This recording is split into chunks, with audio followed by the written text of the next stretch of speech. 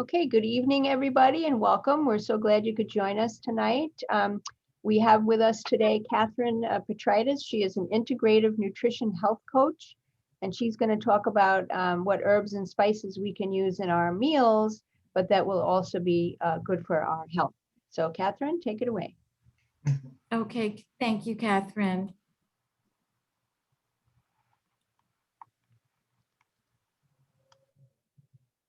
Okay.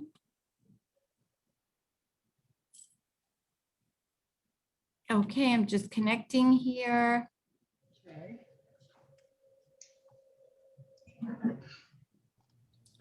Want to go slideshow, play from beginning? Slideshow up top. Yes, I'm trying to. Keep going to the right. Slideshow. Yes, I'm trying to do that.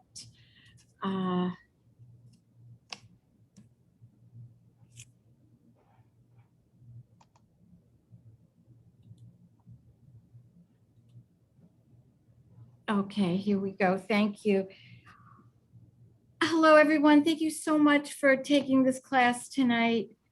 I especially want to thank Kathryn. She always has so much patience with me putting these things together. She's so generous with her time and to the library. And a big shout out to Mallory, my beautiful tech girl, who has a lot of patience with me also and helping me set up the PowerPoint presentation. Tonight I broke down the class into a few different areas as not to become too technical as I usually do. The first is all our culinary uses for these wonderful herbs and spices, all the different cuisines, our practical uses, which are going to be the herbs and spices that I use, the medical and the medicinal uses, which some of them go back to ancient times, the difference between herbs and spices. Hold on, I just need to interrupt you. We're Yes. not seeing this. Your screen sharing is paused, so we're not seeing this. Okay. Hold on, everybody, 1 second. Sorry about this, everyone. It says it's paused. So new share? I would stop share or resume share. Okay. Okay, does everybody see the screen? Yes. Okay, wonderful. Okay, so the different areas we're going to cover tonight, the true difference between herbs and spices, some of them are brain enhancing, and the beauty purposes, which is the really fun part of the lecture. Again, I will try not to get too technical. This class tonight is very rich with culture and history and very versatile because you're going to see how you can manage herbs and spices in your life every day. The changing role of spices interests me a lot. The stories in ancient times, spices were once most of the most expensive items in one's household, and they were constantly being locked up in drawers or compartments of special cupboards. In ancient times, they were significant as medicines, preservatives, and perfumes.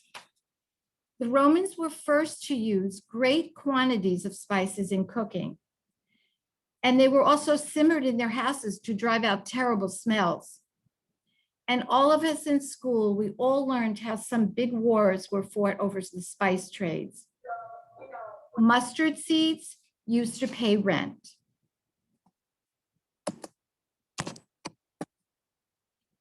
Okay. Okay, let's see why we're not moving on. I'm sorry, everyone. Tonight we're having a few glitches. Trying to see why we're not moving on here. Hold on 1 second on the slides. Okay, I'm not moving on to the next slide like I usually do. Maybe stop share. Okay, everybody, hold on. We're getting there. Hold on, everyone.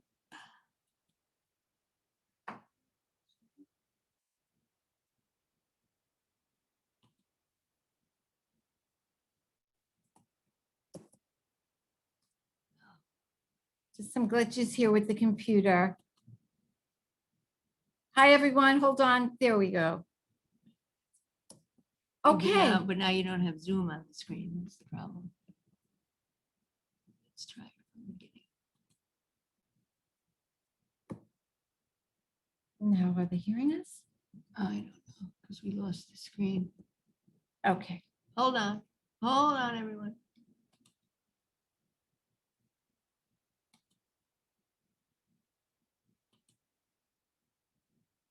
Everyone, hold on. Thank you so much.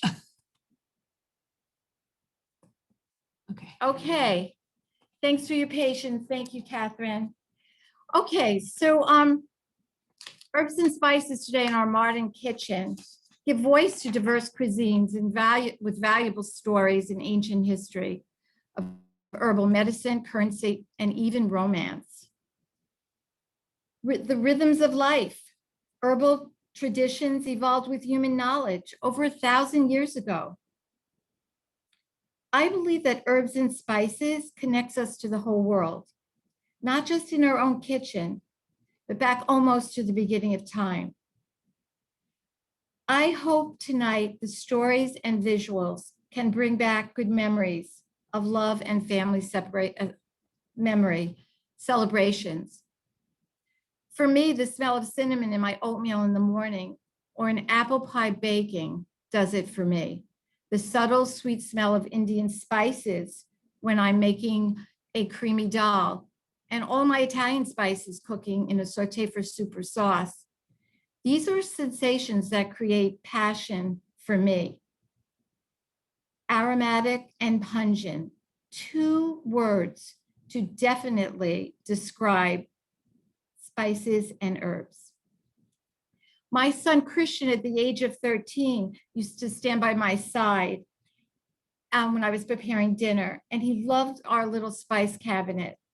He would take each one out and ask me questions.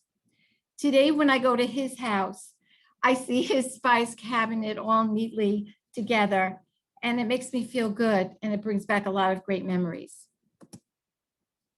American cooking styles mostly were confined to the regions in which we lived. New England, Southern, Cajun, Southwestern, European. Now these regional and other cooking styles are available almost everywhere. How many times do you pass by an Asian fusion restaurant and you say, oh, I want to try that. What's an Asian fusion restaurant? We've now become so more accustomed to international flavors, which we certainly weren't 25 years ago.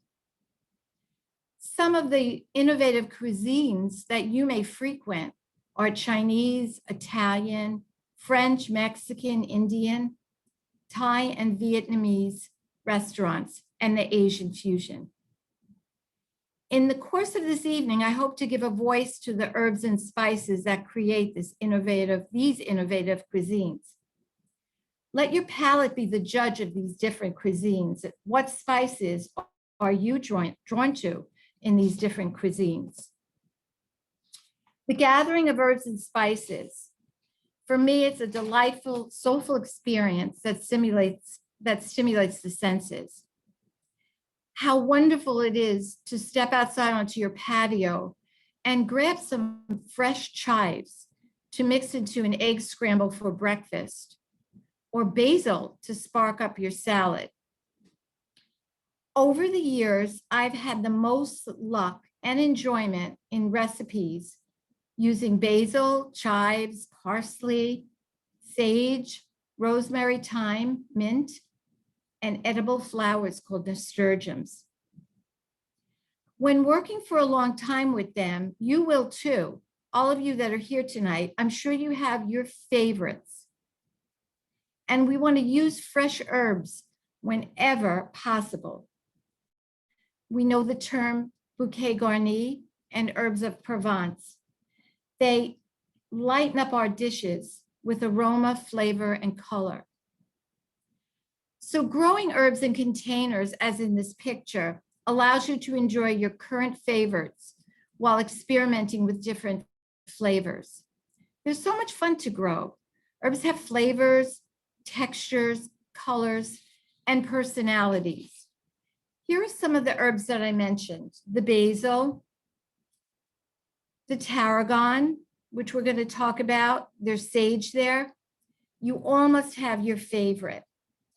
And in your paperwork today, ladies, there's a recipe for chimichurri and a wonderful tarragon dressing, as well as pesto. Hundreds of years ago in Provence, France, the young girls knew when they were loved by a young man when they found a bouquet of thyme at their doorsteps. Wow, think about that. If you have space, you can design an in-ground herb garden. The design can be formal. It could go around a central focal point, or it could be shaped in beds like tapestry or a knot garden. Or you can create an informal cottage style garden, as many beloved cottage plants can be classified as herbs. This white container is a gift to me from my husband this summer. He bought it online. He thinks he bought it on Costco. He doesn't remember. He's gonna let us know. But there are quite a few online called raised beds. This came in white. It's 4 feet by 4 feet.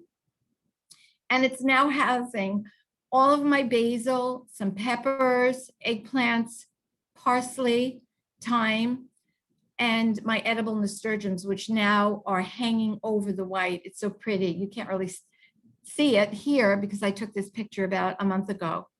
Also, my tomatoes are in separate containers aside of that.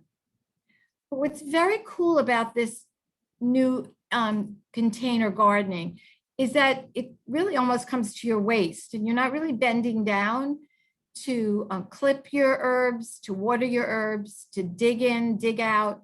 I really think it's wonderful. Before that, I just had the herbs on an old table, and I'm really, really delighted with this. And you could all touch base with me or email, and I will definitely get you the name of the company that we ordered it from. And it ran about $160. Took about 15 bags of soil, but that soil is gonna be there for years to come, and I'm gonna be turning it. So I think it's a great investment. If you're using lightweight containers like we saw in the previous picture, you wanna make sure they have drainage holes, good organic potting soil, which is a convenient way to water with the smaller pots, and a sunny spot on your patio, your balcony, your terrace, or your deck. That's all you really need to get started. A boost of organic fertilizer once or twice during the season is sufficient. And most herbs like to be a little dry, not much to water. Here, less is more. I prefer flat leaf parsley. We're going to talk about some of my favorite herbs and how manageable they are for everyone. And they may be your favorite herbs too. And we could talk about that at the end of the evening. I prefer the fat leaf parsley, which you see in this picture. You may see curly leaf parsley, and that's very flavorful, but it's the flat leaf parsley that has the most nutrients and the most flavor. For about 2,000 years, it's been a medicinal herb, and it's considered a great diuretic. In addition, it strengthens the digestive system and can alleviate stomach and liver problems. The leaves alone are a great source of vitamins and minerals, including iron and potassium and vitamin C. The ancient Greeks valued the seeds and the roots of the plant for their soothing diuretic efforts and kidney bladder issues. Today, parsley is still a great diuretic, and you can just chew on it. We're not even talking about cooking it right now. You can just chew on it while you're prepping it or picking it out of the garden and chew it well. You can make a delightful parsley spread with parsley and shallots, cream cheese, lemon juice. My Italian meatballs would not be as good as they are if not for a dark, flat leaf, curly parsley that I get at my Whole Foods store called Wild by Nature. I find sometimes in the supermarket, they could be very limp, they're not strong. So if you go for the organic, which I hope you do, the leaves have a lot of texture and body, and they're very different from non-organic leaves. Some kitchen hints: don't cook your parsley. It destroys a lot of vitamins. Add to your soups and other salads at the end. Of course, with the meatballs, you're adding them in the meat and you're making the balls. But for the most part, you can enjoy it in salads and definitely stews and soups at the very end. Avoid dry parsley. It doesn't taste the same at all. And never freeze parsley. It really loses a lot of value. I do keep 1 glass container of organic parsley in my cupboard. When I'm making chicken cutlets, I tend to want a little more parsley in the breadcrumbs. A lot of times you will hardly see any. So I do a shaker full, and I think it turns out to be very flavorful. If your parsley is old, it's certainly not going to look green. It may even look brown. So remember, you can't hold on to your spices maybe more than 6 months. And when you purchase it, you can keep it fresh by sprinkling it with water or wrapping it in paper towels that are damp and putting it in the refrigerator. You can also place the parsley stems in a glass of water, almost like a bunch of flowers, and refrigerate for a few days. Chives, one of my favorite, especially because they come back year after year. Even when we have not such a great winter, they seem to pop up. They're part of a botanical family as onions and scallions and garlic. And they have a very, very long history in the world. They're high in vitamin C, folic acid, and potassium. They have a little tangy aroma, which comes from its high concentration of sulfur compounds and other essential oils. Sulfur is very important for inflammation in the body and strong bones. It's in all of the cruciferous vegetables that I always talk about. And the sulfur is responsible for the healing properties of the chives. Chives ease stomach distress, and they can protect against heart disease, stroke, and they can fight a lot of bacteria. In addition, the herbs may increase the body's ability to digest fat, and we all love that. I use my chives always in morning egg scrambles and in quiches. And it's very important to harvest them often. You see the beautiful picture on the screen of the chive and the chive chopped. While the chives are growing, it's important to use them, meaning harvest them, to get the most flavor. The beautiful purple flowers on the bottom of the screen, they arise in late spring. And once you cut them, they really don't come back again. But those delicate flowers can be used in salads, herb oils, and other dishes. You can make a chive flower oil, adding the blossoms to a quart of a light oil, like a avocado oil or a safflower oil. And the oil will actually turn a pretty color, and it will have a fragrance. And you can use the oil in salads, and you can keep it in the refrigerator when you're not using it. I've done that, and I get a real thrill out of that. And cut your chives just before you're ready to use them. Like if you're using them in a salad, don't really cut them in the morning, but just go out on your patio or deck and just clip them and use them to get the most vitamins and aroma and flavor. They are delicate, so to preserve their essential oils, snip with a kitchen shears rather than chopping or grinding. Now, kitchen shears are a fun gadget to have. They're everywhere. You can buy them online, and they're great I love giving them as gifts with maybe a package of herbs and spices. Basil. Everybody loves basil. And this year, the basil crop has been really nice. Last year, it was turning dark a little and people were complaining. This year, it's definitely a perfect harvest. On the top right is my kitchen sink, and that's basil that I recently harvested. To me, it is so beautiful and perky, and it made some awesome pesto that you see below. You have a recipe in your packet for the pesto sauce. It's really easy. And those jars I bought at Target, and they're perfect because they house just about 2/3 to a cup of pesto. And when you're making basil sauce and you're freezing it, you don't want to freeze like 2 cups at a time, because usually when you defrost it, you're going to make a pound of pasta, not 4 pounds. And then it may go to waste, because basil sauce will stay in the refrige about 2 weeks. Usually gets a little dark on the top, and you can scoop that right off.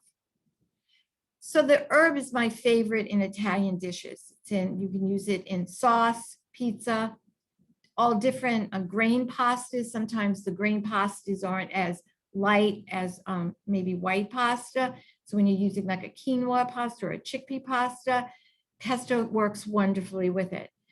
It works great on roasted veggies, and I love it on fingerling potatoes.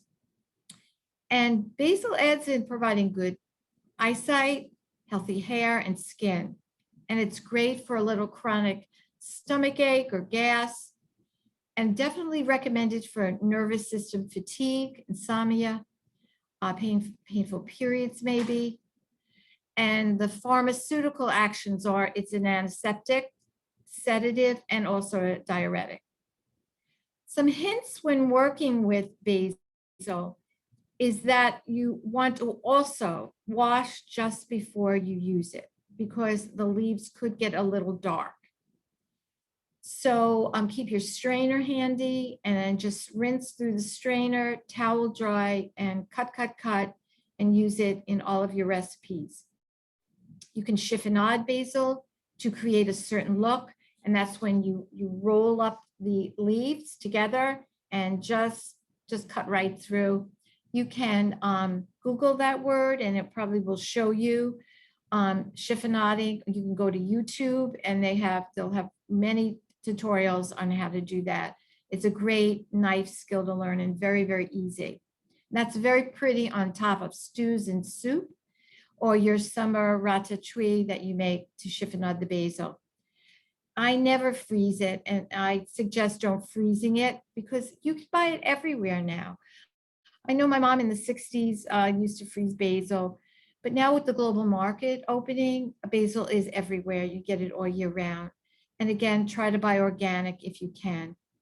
It's especially delicious in Thai and Asian dishes. Tarragon.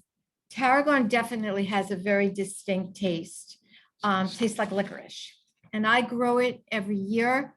I don't grow a lot of it. And I dehydrate it, and I'm going to talk about that at the end of the lecture. So native to Russia and Western Asia, tarragon has found its way into one of the premier herbs of continental cuisine. Yet long before it graced the kitchens of France, this aromatic herb was used as a value medicinal. In folklore, tarragon is considered protective and calming, and it makes guests feel welcome in your home. Sprinkle on windowsills. It repels thieves while carrying in sachets invokes love, luck, compassion, and confidence. That's sort of an old-fashioned tale, but I think that on the windowsill too, it could repel certain insects because of the smell. Originally brought to Europe during the Crusades, Queen Marie Antoinette began her mornings with tarragon sprigs boiled in water and lemon juice. Still a staple of French cuisine. When its anise-like flavor delights, some can overpower, which means that some people really don't like the flavor, including my husband. So I don't use it in all the salads I'd like to. Some hints are, it has a very rapidly growing root system, So if planting in your yard, submerge it in a container, otherwise it will just travel everywhere. And it likes dry soil, and its scent is disagreeable to most garden pests. So you may want to put it in a container where you think there's rabbits or some pests that are eating some of your produce, which is definitely very annoying. And the harvest, cut the tarragon as soon as the plant reaches 6 inches tall. It may still grow back and it may not. It will go dormant after the winter. Cutting it back and top dressing the soil with some compost to ensure a healthy regrowth next season. I get so excited when you can go outside after the snow or the first flowers come out and you peek at your herbs and they've come back. To me, it's like magic and I really love it. Keep tarragon in an airtight glass container away from the light and heat if saving it after you cut it, or in a damp paper towel in the refrigerator. All right, so, excuse me, herbs versus spices. A lot of people don't know this. And it is a little confusing.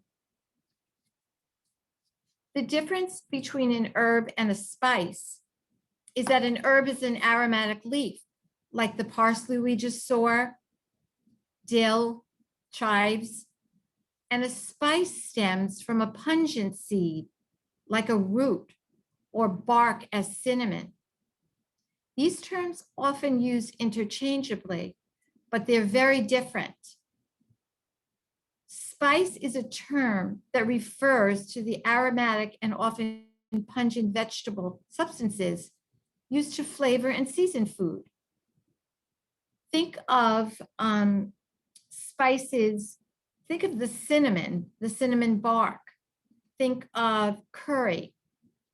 Some spices tend to be stronger in flavor than herbs because they are made from crushed portions of plants that was especially rich in essential oils.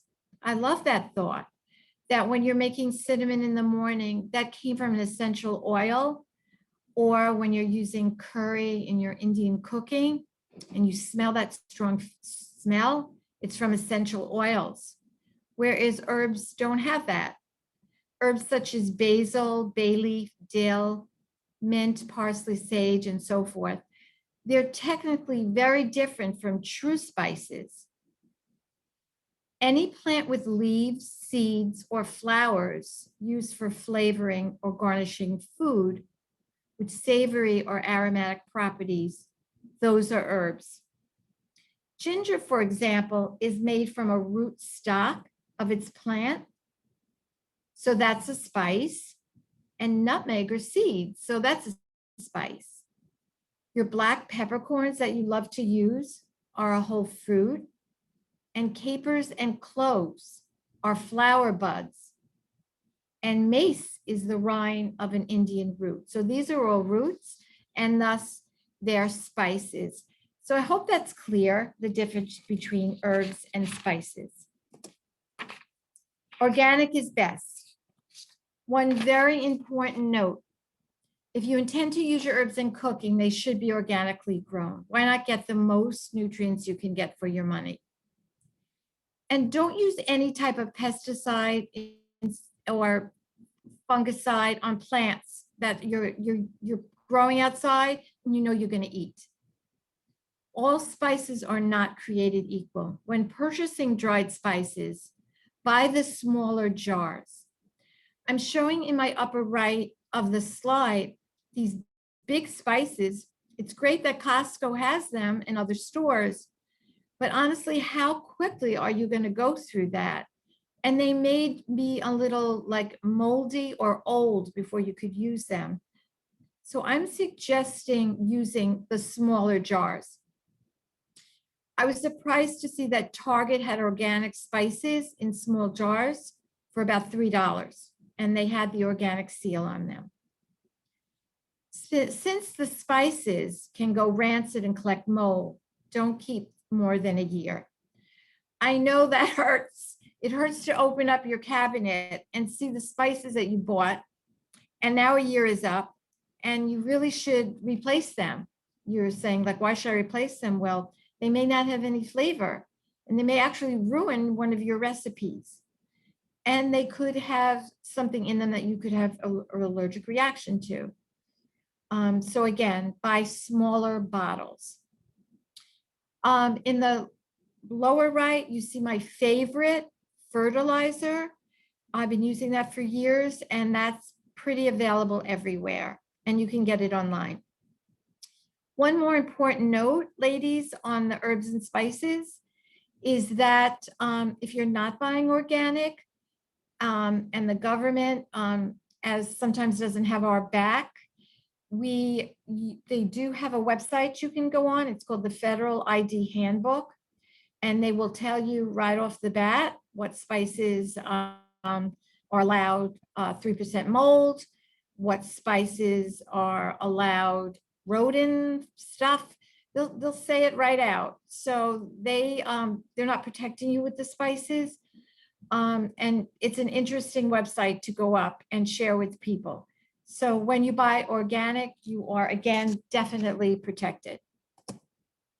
Okay, this is kind of a fun section of our talk tonight, Beauty in Bloom, because plenty of our herbs are routinely used in our daily skincare regimen, and they're very much anti-aging ingredients. Fresh parsley is wonderful to use as a skin freshener throughout the day or make as a mask. Its high vitamin C content promotes collagen and helps thicken the skin and reduces the appearances of lines. You can probably go up and get some great recipes online. Also, I'm going to talk about Herb Quarterly, the magazine, which has some and some of their other issues.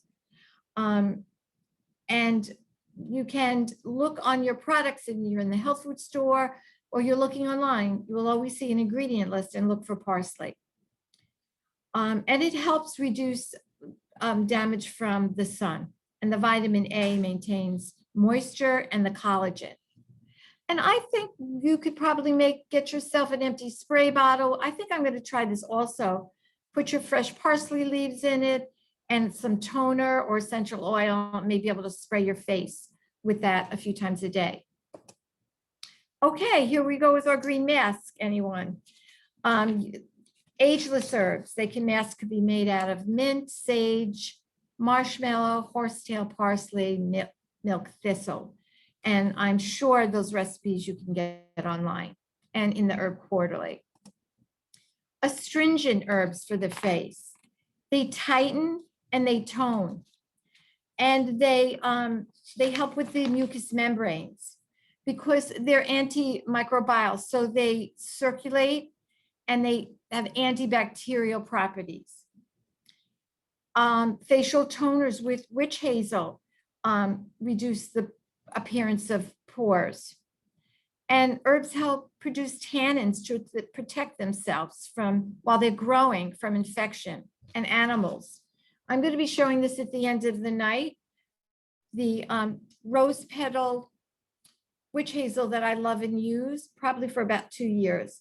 And rose is known to brighten skin, and that goes back to ancient times. So let's talk a little about tannins. A lot of people don't even know what tannins are. That can be a little confusing. They're found you see them a lot, and they're found in green tea. They're found in red wine.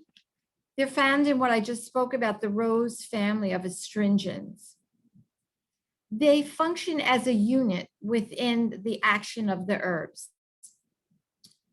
Cinnamon, Chinese cinnamon, mixed in applesauce or oatmeal is a great way to include tannins. Also called Vietnam cinnamon, that mostly comes from China. There's a cinnamon called Ceylon cinnamon. It's a very high quality cinnamon when you're shopping for cinnamon, and it possesses a lot more healthy benefits than the one from China. It's consumed regularly, so it's popular. and it originated in Sri Lanka, and it's used in most parts of Europe. So tannins are important. They're in green tea. They're in the herbs we're talking about. They're in red wine, and they're in the rose family. Most herbs, oh, now we're going to talk about spice medicine, which I think is a really important part of the evening. Hang in here, it does get a little technical. Most herbs simulate the senses, and they act as food in the body. They maintain wellness and the prevention of disease because they're rich in antioxidants, helping to neutralize free radicals. If you're a medical student right now in Harvard, you're not going to really learn about herbs and spices. I was privileged to get this information when I met Dr. Andrew Wild, and my business was chosen to cook for his botanical medicine conferences in New York City. And I did that for 3 years in a row. And I was fortunate to get a lot of his paperwork where this is where this comes from, that herbs are food for the body. They act as food. So today there's an explosion of studies that are recognizing the antiviral, anti-inflammatory, blood cleansing, liver detoxing characteristics of many spices. A great amount of scientific evidence of the therapeutic benefits of traditional botanical remedies are available in the US and around the world.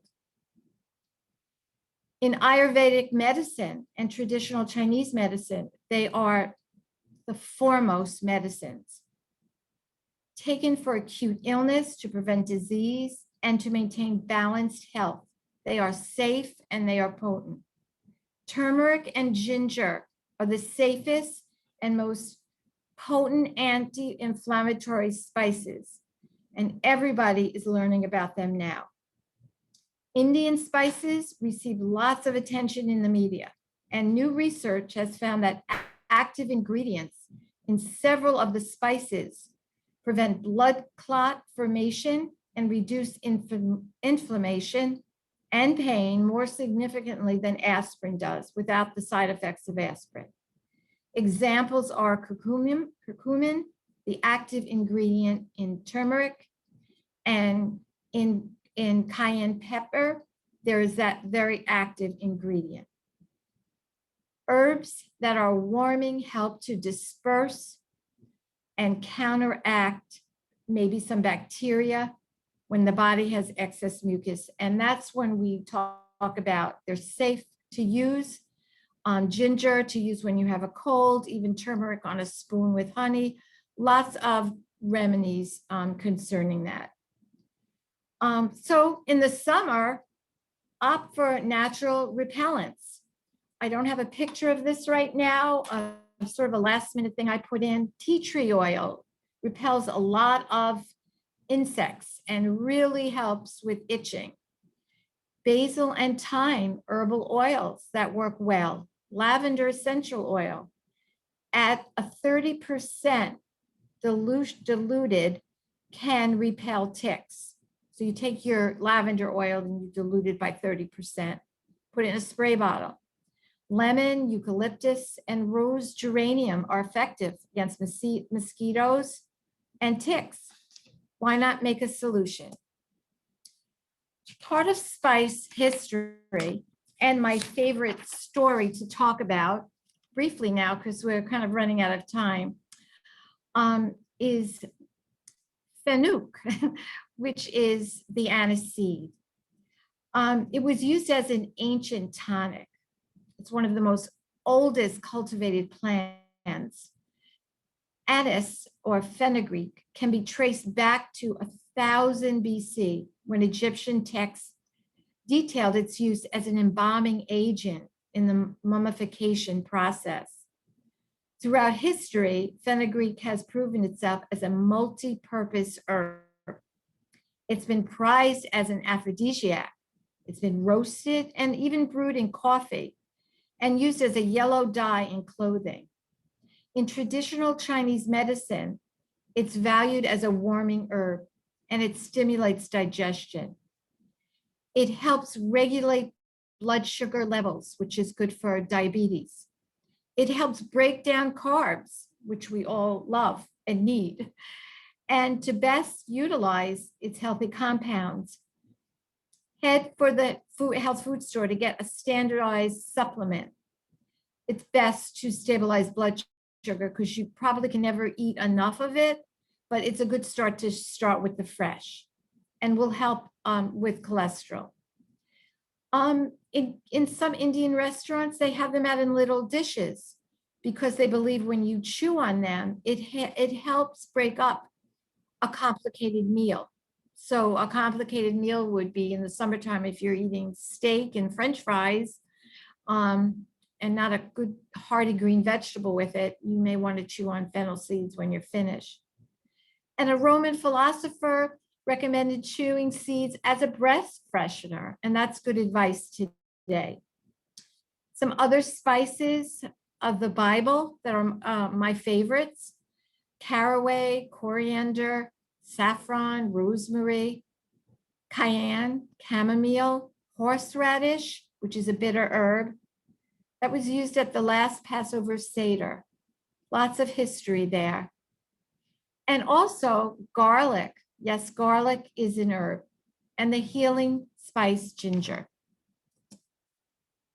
Some top mineral-rich herbs at a glance. If you have a pen, you can jot them down. If not, I will get them to you. Alfalfa, you can see that has calcium. The burdock root, even cacao nibs, has so much magnesium, and that could be fun to use in food and delicious. Dandelion and horsetail. I use those herbs in a tea. I get the tea bags, and I also use nettle leaves. I drink a nettle leaf tea every day. It has a wonderful flavor, and it's wonderful for bone health. A lot of science on that. And I get my nettle leaves in bulk because they can be an expensive tea to buy in a box, could be like $5 or more, depending on where you're buying it. So I buy it in bulk, and I get a nice tea ball, pretty teacup, and I infuse it myself with a little honey sometimes, or even without. The horsetail and nettle combination is excellent for bone health. Growing herbal adoptions in your garden, that everyone can do, as we spoke about it. There are a whole class of plants that have bioactive properties that help the body respond to various physical, biological, and chemical stressors that may otherwise take their toll on your immune system and your neurological and endocrine system. And this is rooted in Chinese and Ayurveda. And these herbs help counteract harmful effects, often used alone or in combination formulas. Okay, something you probably heard and I haven't heard of, and I'm real excited if you've learned this in my class tonight. These are nootropics. They're called nootropics. And they are the superfoods in the world for brain health. You have a handout on it, and I've called the handout maintenance of your brain. And it would be real fun after the class to look at this list. And I bet there are a lot of new tropics that you are using every day. They're everyday smart plants that you can use as basic ingredients in recipes.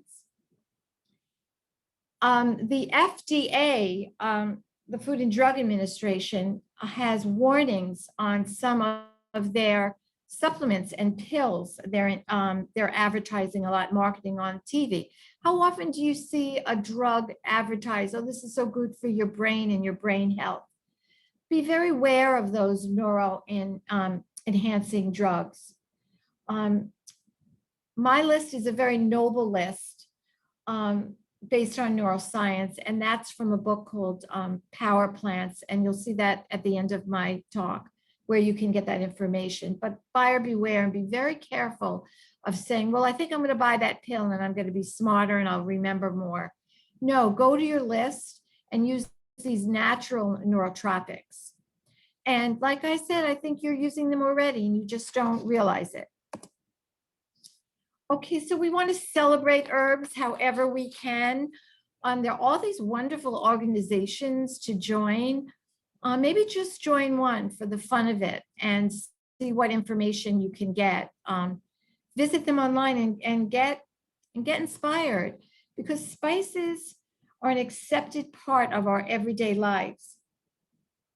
And we can choose from a wider selection than ever before to use in dozens of sauces and beauty products all over the world. Buy spices whole or grind, or blended as a barbecue mix. So here's our revival of spices, and join some of these organizations to be part of it. Wonderful herb gardens to visit. Here's just a Long Island in New York. I obviously can't keep this list up very long. I'll be glad to send it to you, or why don't you take a screenshot of it right now? Fran, thank you. She's watching the lecture tonight, and she took me to the Baconic River Herb Garden in Calverton last summer with her sister Pat, and we had so much fun. We bought some wonderful herbs. There, for the first time, I found coriander, which I never found anywhere, which coriander is the dry spice of cilantro, which I'm sorry I didn't talk about too much tonight, but we all love and know cilantro. What a fun experience that was. And there was so much eclectic stuff to buy and see. It really was a special trip. So that's one on the list, but there's so many. Take a friend like she did and enjoy the experience. Okay, herbs are irresistible, and I've had my dehydrator for many years. It was a gift, I have to admit, but they have come down in price, and there's so many sizes. You can get a 5 tray if you want. This is the company that mine is from, if you want to take a screenshot. It's very affordable. And why am I telling you about my dehydrator? Well, at the end of the season, it's so much fun to harvest all of the herbs that you've seen in my presentation. I let them I wash them, I dry them out on a paper towel or in bowls. When I can get to it, I'll line them in the dehydrator sheets. And in about 11 hours, I'll have some really dried, beautiful herbs.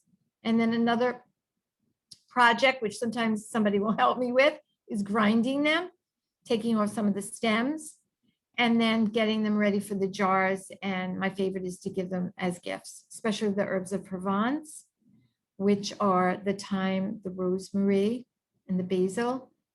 And you may not want to go all this way, but it could be something you may want to think about in the future, or ask for Mother's Day or Christmas, or share with a friend, and or come over with me and dehydrate at the end of the summer. Here at the library, this is so wonderful, new to the library. It's Borrow, Grow, and Return. It's a seed library. It's free to the community. And what a great resource for people to borrow packages of all organic, non-GMO, heirloom seeds for home gardening. I took a package of radishes, and they are soon to be coming up. I see them budding, so excited. And there's a lot of information and a great pamphlet that the library gives out. And this is the actual cabinet, which I think is so cool, awesome, that our library has this. And it's free for everybody. And what a learning experience it is. And please avail yourself to it. Bring in seeds too. They're asking you to bring in your seeds when you're ready to harvest them and share with the library. And they give you these cool little brown packages to put them in and label them. It's so organized. So my references are here. I want everybody to know that quarterly at this library, is the Herb Quarterly, where a lot of my information comes from. I love this magazine. It's so colorful. The recipes are fabulous. It is pricey to get. I could run $40 a year, but I make sure I come into the library and I sit quietly, peacefully outside on our beautiful porch, and I look through it and I take pictures with my camera and I make photocopies. And you can also look at back issues, which are underneath where this issue is. A wonderful book to get is Smart Plants by Julie Morris. A lot of my information on the cutting edge information on neurotropics is in there with some wonderful recipes. So that is a great book. I bought it on Amazon. Sometimes I buy used copies when they tell you they're in good condition, and they usually are. I clean them up, and I'm able to get new books, and they could run, the used books could run about $15, where some of the new books could run $40. But if you're giving as a gift, you may want to get a new book. So that is a wonderful book to purchase. Okay, so thank you very much. I'm available to everybody. You all have my information. Please follow me on Instagram. I try as much as I can to get new information. And I'm Kathryn P51. And email me whenever you need to answer, you need me to answer questions. Again, I'm available for everyone. And I have loved putting this lecture together. I have learned new things myself. And I hope if only you learned one thing tonight, it was a very useful night for you. So let's get some questions. Let's get some questions going, and hope we can give each other our feedback. Thank you. Okay. Yeah, if anybody has any questions, you can either unmute yourself or write it in the chat. Hi, Amy. Hi, Kathryn. How are Thank you you? for coming. Oh my, this was very, very informative. And while I'm listening to you, I've already ordered the cinnamon. The Ceylon cinnamon. You ordered some cinnamon. Okay, I think you just I think she froze up. you froze up. Okay. Okay. Tarragon, rosemary. I can't even remember what else. But you're saying that they come back if I cut them down and cover them with soil? Because I Cover just them with, you can replanted. cover them with compost like leaves. Okay. If we're having a terrible, terrible winter, you can put them in a shed where there is a Right. window. Okay. But for the most part, chives will come back, oregano comes back, thyme comes back, Okay. Okay. and they may come back a little weak. So when you first open them up is the time to fertilize with that organic fertilizer. Okay. And so easy and so much fun in the summer just to clip your herbs, put them in a little blender with olive oil, champagne vinegar, a little honey, and you get the best salad dressing ever. Every day. And the kids love it because, they help plant and grow and they bring it in for me. Yes, and then they hit the button on the blender, and it's very wonderful to bring them into all those things. Very exciting. Good. And anybody else want to share anything? Uh-oh, Fran is muted. I have a question. Okay, Debbie? Hi. Hi. Great seeing you. It's been a long time, but it's great seeing you. Oh, Debbie, I didn't recognize you. It's great seeing you. I hope you're feeling well. Yes, I am. Thank you very much. I'm not that familiar with fenugreek. What part besides the seeds of the plant can you eat? Well, it's a white bulb. It's everywhere. It's everywhere. I know you know what it is. It's out, especially at holiday time. It's out now. And you cut off the top that has the frilly, it looks like dill on the top, and you eat the bottom raw. It tastes like licorice. Okay. I like to clean it, like I just take a peeler and clean off any brown. You have to open it up and you have to cut out the core. And I like to, whenever I'm, have like appetizers out. I always serve that out because it starts the digestive fire. It tells the brain that food's coming. And then again, as you heard, it helps with digestion. And so it's in every supermarket, it's white. If you saw that picture, you usually see, sometimes they cut off the top, you just see the bulbs. Okay. Well, in our house, we called it fennel. It's fennel, right? Fenugreek, yes. Yeah. Fennel or anise, it's the same, and it tastes like licorice. Okay. You probably know it. I probably know it. I've just never cooked with it or served it, but It's best, Debbie, it's best to eat raw to get all the properties of what we spoke about.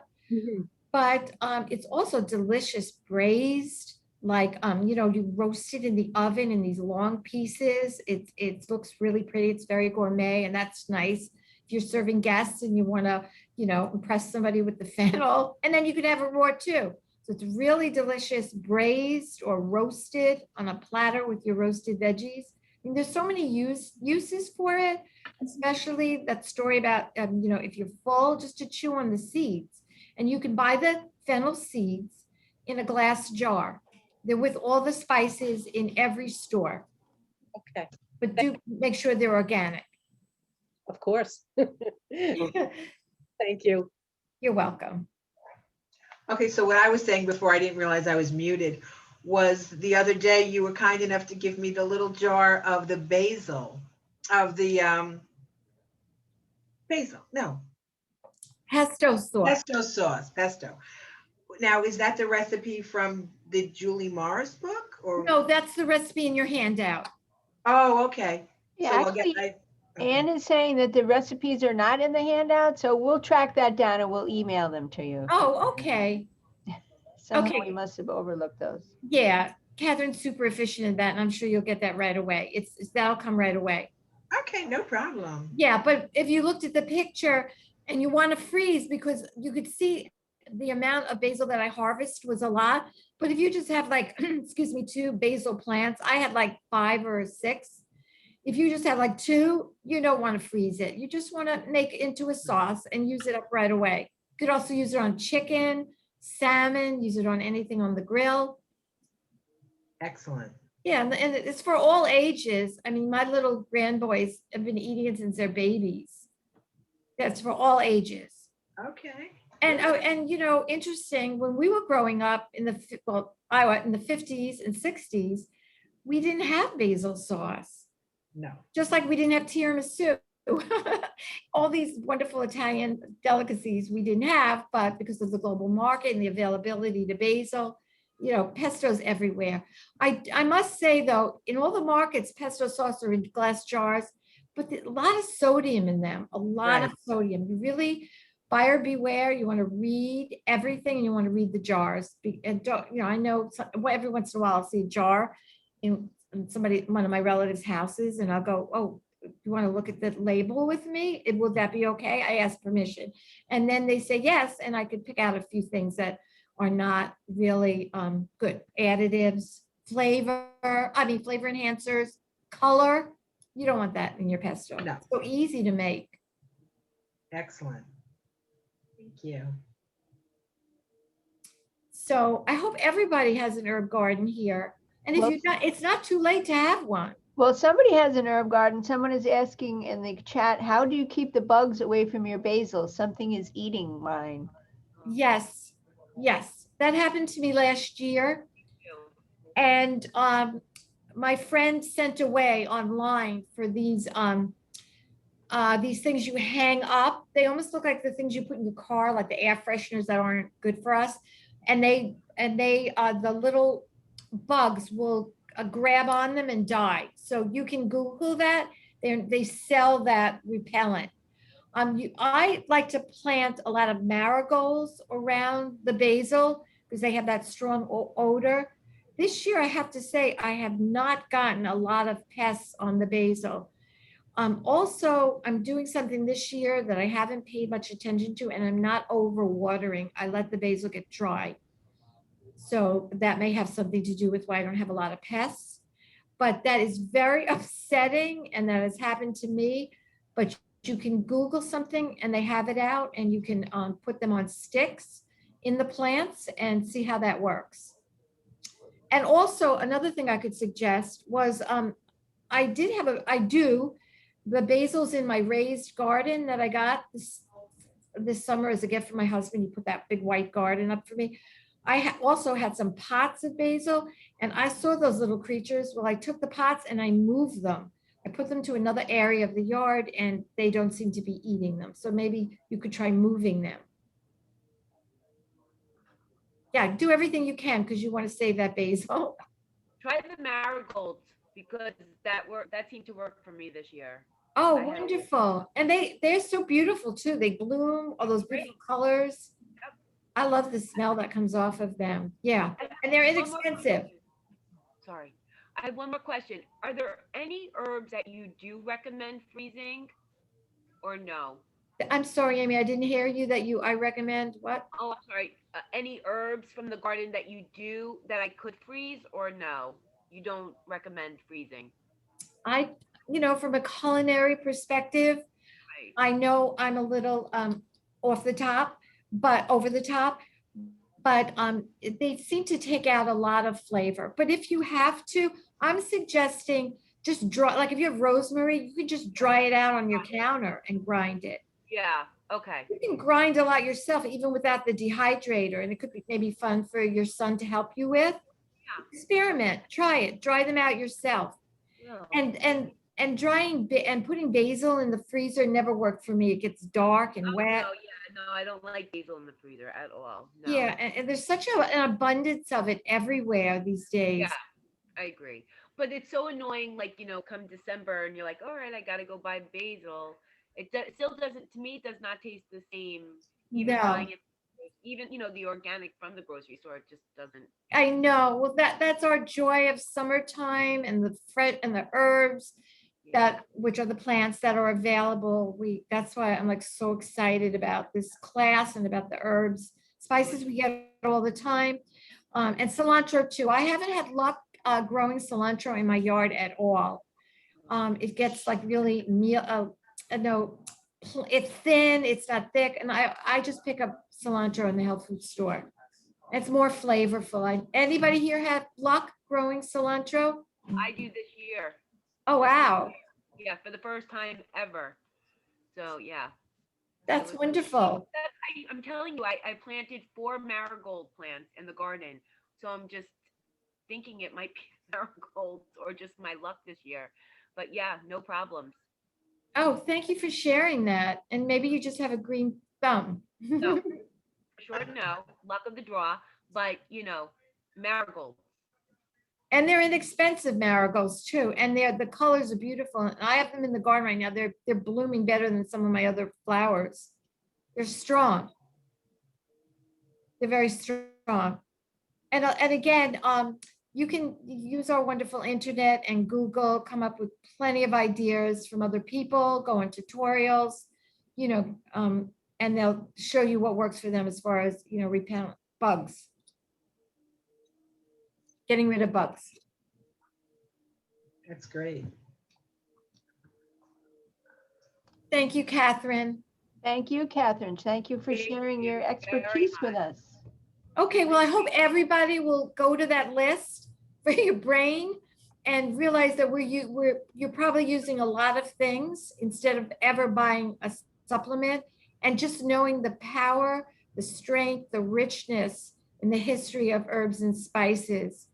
It's vast. And my favorite story of forever is that when they took Jesus down from the cross and they put him in the tomb, all his girls, Mary Magdalene, Blessed Mother, some of the other girls, his followers, came with their herbs and spices and covered him with the aroma, cleaned him and covered him, and then left. And I always think that's such a beautiful story.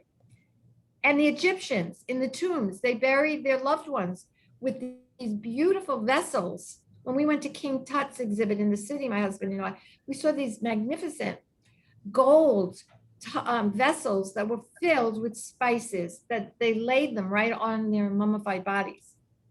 So they had their own feelings about sustaining life through herbs and spices. Kathryn, before you sign off, I just have one question.